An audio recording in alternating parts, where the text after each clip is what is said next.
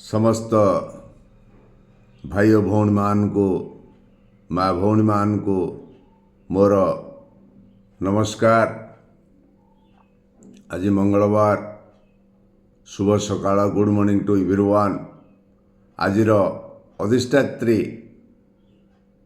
देवी हेले माँ मंगला, अधिष्ठाता देवता हेले प्रभु हनुमान जी। माँ मंगला और प्रभु हनुमान जी समस्त मंगल करंतु, समस्त परिवार को सुख समृद्धि रे भरी दियंतु, एतिक तांका पाखरे निवेदन और मोर प्रार्थना। यही अवसर रे मु आपण आगे गोटे सामाजिक कथा रखिबा पई चाहे। बंधुगण, आपण माने देखुथेबे जेते गंडगोल जेते मारपीट मनीष मध्य माली मकदमा रे निजर समस्त अर्थ एवं समस्त समय को विनियोग करुच्ची केवल यही जमीबाड़ी संक्रांत रे। समाज रे अपराधर वृद्धि घटुची। यह भाई भाई भितर हो, साई रे पड़ोसी पड़ोसी भितर हो, समस्तंकर जमीर लोभ एते मात्रा रे जे एथिपाई किए कहा जमी नहीं गला, मु कहा जमी नहीं गली, किए मो जमी नहीं गला, एथरे समस्ते आमे घांटी ही मारपीट होउचे।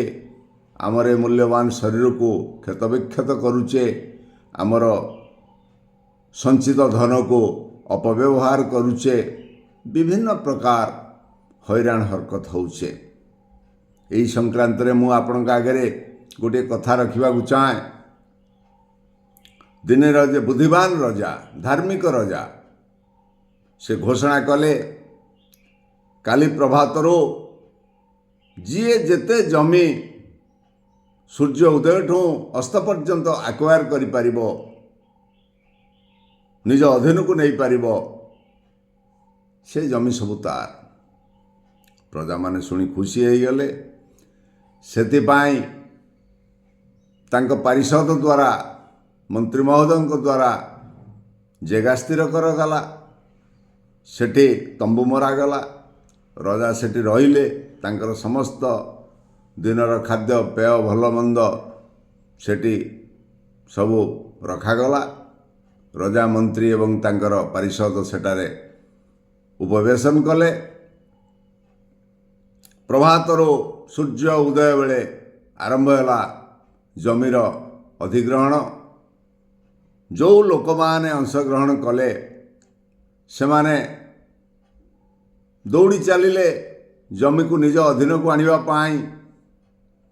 जेते लोक गले दौड़ी दौड़ी एते क्लांत हो गले, एते लोभ तांकर बढ़ी जाइथला जे आउ सूर्यास्त पूर्व फेरिबा तांका पे कष्ट हो जाइथला। गोटे लोक